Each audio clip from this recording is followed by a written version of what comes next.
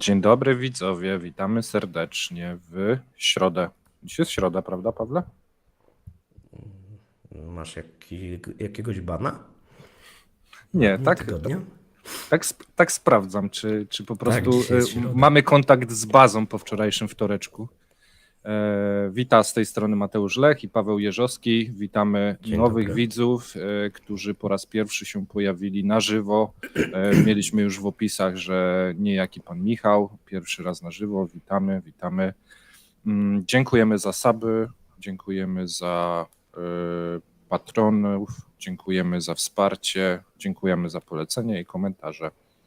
I żeby nie przedłużać, przejdźmy do pierwszej informacji. Paweł, oddaję Ci głos. No słuchajcie, ja będę dzisiaj się troszeczkę oszczędzał, pewnie jutro też, no ale zaczynam.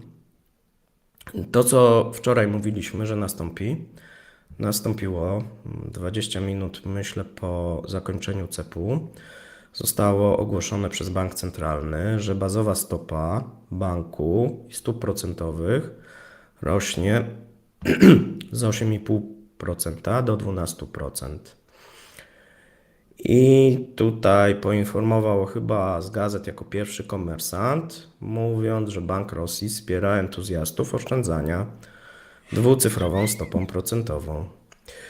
A przypomnijmy, że główna stopa wczoraj została podniesiona na nadzwyczajnym, awaryjnym posiedzeniu Rady Dyrektorów z 8,5% do 12%. Według władz banku wystarczy to, aby inflacja powróciła do 4% w 2024 roku. Powróciła, Pod choć warunkiem jeszcze nie braku przekroczyła. wstrząsów. No jeszcze podobno nie przekroczyła oficjalnie, a oni już chcieliby, żeby wracała. W 2024 pod warunkiem braku wstrząsów. Regulator nie podał informacji o tym, co stanie się ze stopą 15 września na kolejnym posiedzeniu Rady. Bo przypomnijmy, że to planowane posiedzenie jest na 15 września, a wczoraj było awaryjne. A więc może zdarzyć się tak, że za miesiąc będziemy mieli kolejną podwyżkę. Tak wielu ekspertów wskazuje. Pytaniem retorycznym jest natomiast, dlaczego Bank Rosji zdecydował się zwołać nadzwyczajne posiedzenie Rady Dyrektorów wczoraj przy obecnej 3% inflacji oraz czym tak olbrzymia zmiana jest powodowana. A przypomnijmy, z 8,5 na 12%. Nie wiemy, jakie dodatkowe informacje zmusiły Bank Centralny do zakłócenia harmonogramu posiedzeń lub kto. Formalne wyjaśnienie banku brzmi: presja inflacyjna nadal się nasila. Od 7 sierpnia roczna stopa inflacji wzrosła nagle do 4,4%. Jednocześnie obecnie tempo wzrostu cen nadal przyspiesza. Średnio w ciągu ostatnich 3 miesięcy obecny wzrost wyrównany sezonowo wyniósł 7,6% w ujęciu rocznym. Ten sam wskaźnik inflacji bazowej wzrósł do 7,1%. To są, słuchajcie, nowe dane, wcześniej oni czegoś takiego nie mówili, bo przypomnijmy, że według Россtatu na początku sierpnia mieliśmy oznaki sierpniowej deflacji owocowo-warzywnej, a reszta danych była znana już w czasie ostatniego posiedzenia regularnego zarządu banku. Należy zauważyć, że sama decyzja o kursie stóp procentowych niekoniecznie stabilizuje rynek walutowy. W każdym razie obserwacje opóźnień czasowych Banku Rosji w zgłoszonym mechanizmie transmisji polityki pieniężnej pokazują, że stały się one większe nawet niż rok temu. Decyzja Banku Centralnego o radykalnym podniesieniu stóp, w przeciwieństwie do wcześniejszych zmian, może jednak wiele zmienić. Przede wszystkim zmniejszyć dostępność kredytu w rosyjskiej gospodarce i dla rosyjskich obywateli. Do tej pory kredyt w rosyjskiej gospodarce w dużej mierze zapewniał szybki wzrost importu. Wprowadzone zmiany utrudnią te procesy w szczególności procesy zakupowe wielu rosyjskich producentów, którzy ściągali potrzebne komponenty z zagranicy, często potrzebując gotówki z Chin. Najczęściej to były komponenty sprowadzane z góry i najczęściej to były komponenty sprowadzane z Chin. Bank dopuszcza kolejną podwyżkę stopy bazowej na kolejnym wrześniowym posiedzeniu w przypadku wzrostu ryzyk proinflacyjnych. Tak informuje. Jest to prawdopodobnie możliwe, jeżeli te ryzyka są tworzone przez kontynuację dewaluacji rubla. Coś chcesz dodać? Tak, dwie rzeczy. Pierwsza rzecz dla ludzi, którzy być może nas oglądają, słuchają po raz pierwszy. Te wszystkie informacje z odrobinnym opóźnieniem będą dostępne w wersji papierowej, wersji czytanej na naszym portalu ekonomiarosji.pl. Warto tam wejść, jeżeli na przykład gubicie wątek w trakcie, bo niektóre rzeczy są trudne lub za dużo jest cyfr. Potem można sobie to odszukać i przeczytać raz jeszcze. Czasem nie ma też możliwości odsłuchiwać, bo jest się w pracy. Druga sprawa to temat artykułów, które napisaliśmy jakiś czas temu, a ostatnio taki dosyć głośny. Nadchodzi pokolenie bankrutów, część druga, część pierwsza była miesiąc temu i ten artykuł był pisany pod tezę, że we wrześniu dopiero wzrośnie do 10% stopa procentowa, a już jest to nieaktualne, już jest gorzej. Mamy w sierpniu 12, więc wszystko, co tam jest zawarte, tak naprawdę będzie, tylko będzie i szybciej, i bardziej.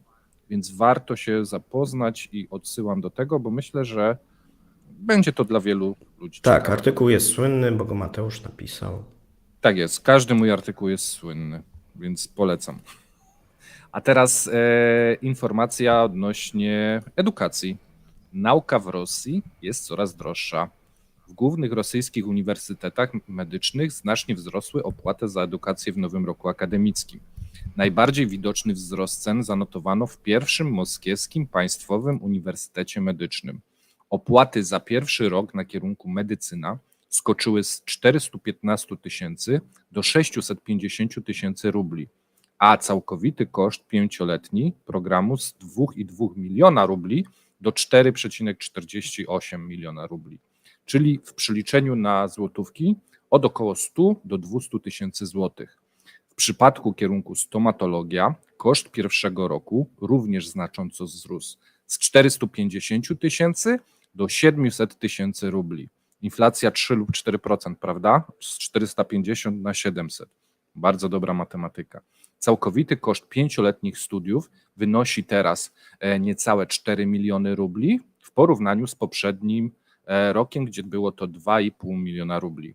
Koszty studiów na specjalności pediatria zwiększyły się z 343 000 rubli do 400 000 rubli w pierwszym roku. Całkowity koszt 5 lat nauki na kierunku pediatria to teraz niecałe 4 miliony rubli, czyli jakieś 165 000 złotych. I według portalu statystycznego MISS w maju 2023 roku w Rosji przypadało średnio 15,27 lekarza specjalisty na 10 000 mieszkańców. W wielu regionach wskaźnik ten był jeszcze niższy, spadając do 9,83 lekarza na każde 10 000 mieszkańców. I ja pozwoliłem sobie poszukać w Polsce statystyki i znalazłem takie, że w Polsce na 10 000 mieszkańców mamy około 30-35 lekarzy. Więc tu mamy 15 do 9 w Rosji, a w Polsce 30-35. I warto to zapamiętać i przytaczać w najbliższej rozmowie z ludźmi, którzy będą próbowali wam opowiedzieć, jak w Rosji jest wspaniale, gdyż wiemy, jak wygląda służba zdrowia u nas, a pomniejszcie sobie ilość lekarzy o trzykrotność. Więc myślę, że fajna informacja. Paweł, masz coś do dodania? Nie. To ja lecę dalej. Teraz informacje dla fanów kryptowalut. Dla kopaczy kryptowalut Rosja staje się bardzo opłacalnym kierunkiem. Spadek wartości rubla, jak widać, ma też swoje plusy dla niektórych. W Rosji zauważalnie wzrósł popyt na miejsca do wydobywania kryptowalut wskutek dewaluacji rubla od początku roku o ponad 40%. Wolumen zamówień w pierwszej połowie 2023 podwoił się w porównaniu z drugą połową 2022. Około 10 do 15% kopaczy kryptowalut z całego świata rozważa przeniesienie sprzętu do Rosji. To jest bardzo fajna ciekawostka. Obecny wolumen wydobycia przemysłowego w Rosji wynosi między 1,2 GW i może wzrosnąć do 1,7 GW do końca roku. Wartości te podaje się w zużyciu prądu, gdyż do wygenerowania kryptowaluty są potrzebne bardzo duże moce obliczeniowe, specjalnie zaprojektowanych pod to urządzeń, komputerów, ciężko to nazwać, powiedzmy komputerów. Dla takich cyfrowych górników pomocne jest osłabienie rubla, które obniża koszty, ponieważ pensje dla pracowników obsługujących takie kopalnie są wypłacane w krajowej walucie, a rachunki za prąd nie rosną tak szybko jak dolar. Średni koszt wydobycia bitcoina w Rosji obecnie wynosi od 10 do 12 tysięcy dolarów w porównaniu do 15 tysięcy dolarów rok temu, więc widać, że to odrobinę spada. Notowania bitcoina utrzymują się obecnie na poziomie około 30 tysięcy dolarów, więc jest to korzystne w tym momencie przedsięwzięcie. Mimo perspektyw istnieje oczywiście takie zagrożenie dla górnictwa w Rosji, cyfrowego górnictwa, takie jak brak jasnych regulacji. Rząd może nałożyć wymóg sprzedaży kryptowalut na scentralizowanych giełdach, co zwiększa ryzyko toksyczności danej kryptowaluty. No i pojawia się pytanie, czy chcielibyście przenieść cały sprzęt do kraju, który może go wam w sumie znacjonalizować, nie mówiąc już o mafii i korupcji, które są idealnym podłożem do wymuszenia. Ja jestem bardzo ciekaw, jak to się wszystko potoczy i ile rzeczywiście tych przedsiębiorców, którzy kopią kryptowaluty do Rosji, ostatecznie się przeniesie. Paweł, masz coś do dodania? Myślę, że jeżeli będą częścią tej mafii, to jakaś część tak. To jest bardzo słuszne spostrzeżenie.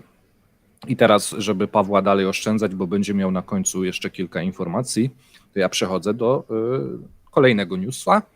I to jest news z cyklu A nie mówiliśmy. Właściwie A nie mówił Paweł, bo to Paweł opowiadał o tym. Rząd przygotowuje zakaz swobodnego eksportu benzyny. Rosyjski rząd planuje wprowadzić zakaz bezpłatnej sprzedaży benzyny za granicą w celu złagodzenia wzrostu cen na krajowym rynku paliw. Bezpłatnej w sensie bez dodatkowych narzutów i podatków, który od początku roku wzrósł o 60% i osiągnął rekordowe poziomy. Wicepremier Aleksander Nowak, mimo że brzmi po polsku, to jednak Rosjanin, nadzorujący sektor energetyczny, zalecił Ministerstwu Energii rozważenie możliwości wprowadzenia koncesji na eksport produktów ropopochodnych. I tak donosi Interfax. Początkowo resort proponował dopuszczenie eksportu paliwa tylko przez ograniczoną liczbę firm, które zostałyby umieszczone na oficjalnej liście specjalnych eksporterów. Jednak Ministerstwo Rozwoju wyraziło sprzeciw, obawiając się, że możliwych sankcji wobec firm i ich agentów w związku z publikacją takiej listy. Ministerstwo Rozwoju Gospodarczego sugeruje wprowadzenie licencji, a Nowak zaakceptował ten pomysł.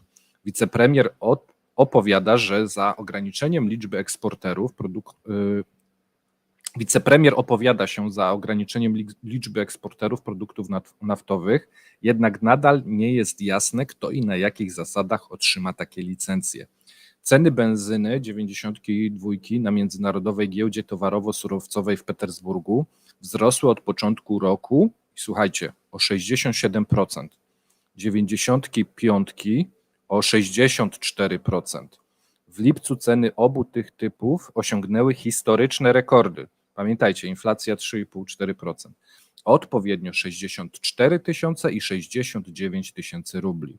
Wzrost cen oleju napędowego przyspieszył w lipcu i w samym lipcu rosnąc o 23% w ciągu ostatniego 1,5 miesiąca, czyli od lipca do teraz. W sierpniu ceny oleju napędowego osiągnęły rekordowe poziomy 10-krotnie, ponad 65 tysięcy rubli za tonę w poniedziałek, a olej napędowy 3-krotnie, prawie 35 tysięcy rubli. Handlowcy pytani przez Reutersa wskazują na niedobór hurtowej benzyny i redukcji dotacji dla firm naftowych jako przyczyny braków. I tu szapoba Paweł przewidział to dobre 3 miesiące temu. Tak coś mi się kojarzy. W związku z trudnościami Były 3 budżetowymi. artykuły na ten temat. Tak. W związku z trudnościami budżetowymi od września władze zmniejszają płatności o 30 miliardów rubli miesięcznie w ramach mechanizmu amortyzującego wprowadzonego w 2018 roku w celu stabilizacji cen benzyny. W niektórych regionach rafinerie ograniczyły podaż benzyny w małych hurtowniach lub w ogóle jej nie dostarczają. I tu znowu szapoba dla Pawła, gdyż również to przewidział. No i to jest, myślę, na ten temat koniec. Paweł, czy masz coś do dodania, bo twój temat, więc to jest twoja chwila Nie chwały. będzie żadnej podwyżki. Będzie następny punkt. Okej. To ja mam Słuchaj, To ja jeszcze jeden mam, to się oszczędzaj. A, faktycznie. Faktycznie, no Dobrze. tak. To łyk wody i mam dla was taką ciekawą informację, gdyż czasem w Rosji piszą o naszym prezydencie. I tutaj taka informacja. Prezydent RP Andrzej Duda stwierdził, że Rosja nie użyje broni nuklearnej w konflikcie na Ukrainie. Jego zdaniem Putin nie ma absolutnej władzy w tej kwestii, a możliwość użycia broni nuklearnej wymagałoby kolektywnej decyzji. Duda jest bardziej zaniepokojony możliwymi problemami z elektrowniami jądrowymi na Ukrainie niż z potencjalnym użyciem broni nuklearnej. Prezydent Putin wcześniej oświadczył, że taktyczny atak nuklearny na Ukrainę nie ma sensu i sam doszedł do tego wniosku po analizach symulacji. Putin ogłosił również plan rozmieszczenia głowic nuklearnych na Białorusi, co wywołało kontrowersje. W odpowiedzi Polska postanowiła uczestniczyć w programie Nuclear Sharing, co spotkało się z krytyką Rosji. I słuchajcie, dlaczego czytam ten artykuł? Bo to jest bardzo ważna informacja. Polska nie uczestniczy w programie Nuclear Sharing, wyraziła ewentualnie chęć. I tu mamy taki bardzo jasny przykład tego, jak czasem wiadomości podawane w innych krajach dotyczące innego kraju niż macierzysty mogą zawierać pewne niuanse i błędy. Dlatego my nie opieramy się na informacjach odnośnie ekonomii rosyjskiej czytanej w zachodniej prasie, choćby nie wiadomo jak była prestiżowa, gdyż bardzo często wygląda to tak, jak w tej wiadomości dotyczącej Polski napisanej w Rosji. Są pewne przekłamania, są pewne niezrozumienia i pewne niuanse. Dlatego my próbujemy zawsze pisać swoje materiały na temat prasy źródłowej oraz informacji źródłowych i dlatego tak często my mamy rację, a bardzo często te gazety zachodnie jej nie mają. I teraz, Paweł, oddaję ci głos. Słuchajcie, tutaj informacja, na którą część przynajmniej czekała i też wyjaśnienie tego, co się wczoraj działo na tym koszyku walutowym, jeżeli chodzi o moskiewską giełdę, bo wczoraj mieliśmy dosyć ciekawy moment, kiedy zostały ogłoszone te nowe stopy procentowe i ta podwyżka i giełda, słuchajcie, zareagowała tak optymistycznie, to znaczy zarówno euro wzrosło, jak i yuan, jak i dolar po tej informacji. Potem znowu zaczęło spadać. I dlaczego ogólnie nie mieliśmy powrotu do tych wartości 100? Dlatego, że wczoraj znowuż było kolejne spotkanie rządowe i Banku Centralnego. Ono się tu już odbywało od poniedziałku, gdzie dyskutowano możliwości samodzielnego ograniczenia zmienności kursów walut w zakresie ograniczenia przepływów kapitałowych. Bank Centralny może częściowo przywrócić kontrolę kapitału, aby wzmocnić rubla. I tego rynek się boi. Tak naprawdę wszyscy nie boją się tego, że te stopy będą 12, 15 czy nawet 20, tylko wszyscy boją się kontroli kapitału. Ponieważ nieoficjalnie padają propozycje, głównie ze strony rządu, do powrotu do obowiązkowej sprzedaży części przychodów walutowych firm z eksportu. A przypomnijmy, że w zeszłym roku coś takiego miało miejsce. 28 lutego 2022 roku Ministerstwo Finansów Rosji nakazało rosyjskim eksporterom sprzedaż 80% zysków z wymiany walut, czyli tych walut, które posiadały, powiedzmy na przykład ze sprzedaży ropy, w ramach wszystkich umów handlu zagranicznego. W maju tego samego roku stawka została obniżona do 50%, a w czerwcu anulowano te poprzednie decyzje. Czyli mieliśmy marzec, kwiecień, maj, prawie 3 miesiące, gdzie firmy musiały sprzedawać posiadane waluty. Jaki był efekt? To był główny czynnik, oprócz tego, że były dosyć duże nadwyżki w ropie i gazie i wysokie ceny, to był główny czynnik wzmocnienia rubla, bo wszyscy po prostu sprzedawali. A dlaczego sprzedawali? Bo musieli. Obecnie takim propozycjom, i to jest ciekawe, sprzeciwia się zarząd banku centralnego, lecz tak jak w przypadku stopy bazowej może nie mieć możliwości manewru, jeśli dewaluacja rubla nie zostanie zatrzymana. Tutaj Taka sterowanie decyzja- ręczne przejął już chyba Putin, nie? Nad całym mechanizmem. Oreszkin, wiesz, no tutaj teoretycznie to Ministerstwo Finansów może taką decyzję samemu wydać, no ale no trudno sobie wyobrazić, żeby bez udziału banku centralnego. Natomiast taka decyzja byłaby potężnym ciosem i fatalna w skutkach dla wielu firm, które leczą zeszłoroczne rany. I tutaj, ponieważ mamy już czas przekroczony, taki dłuższy komentarz ja zrobię podczas sobotniego live'u. Bo jeszcze została ostatnia wiadomość, o którą prosiliście, a która bardzo dotyczy Rosji. Czyli Chiny obniżają stopy procentowe. Ludowy Bank Chin obniżył 15 sierpnia podstawowe stopy procentowe i zrobił to po raz drugi w ciągu ostatnich 3 miesięcy. Tym razem bank obniżył roczną stopę kredytową z 2,65 do 2,5%, co jest największym spadkiem od 2020 roku. Wcześniej stopa została obniżona o 10 punktów bazowych w czerwcu, a teraz jest na najniższym poziomie, słuchajcie, no prawie od 10 lat, od 2014 roku, kiedy została po raz pierwszy wprowadzona. Ponadto 15 sierpnia bank obniżył również oprocentowanie kredytów refinansowanych na 7 dni do 1,8. No o co chodzi? No tutaj mówiliśmy, że musi nastąpić dewaluacja juana. Jest to początek tej dewaluacji, tak? Czyli osłabienia tego, można powiedzieć, juana, no i pobudzenia chińskiej gospodarki, a przede wszystkim eksportu. Paweł, ja tu sugeruję zrobić o tym dłuższy odcinek, a dzisiaj się pożegnać. Dajcie znać w komentarzach, czy chcielibyście się dowiedzieć, co to obniżenie stóp może oznaczać dla Chin. Tak, przypominamy, że cały czas poszukujemy współpracowników i współpracowniczek.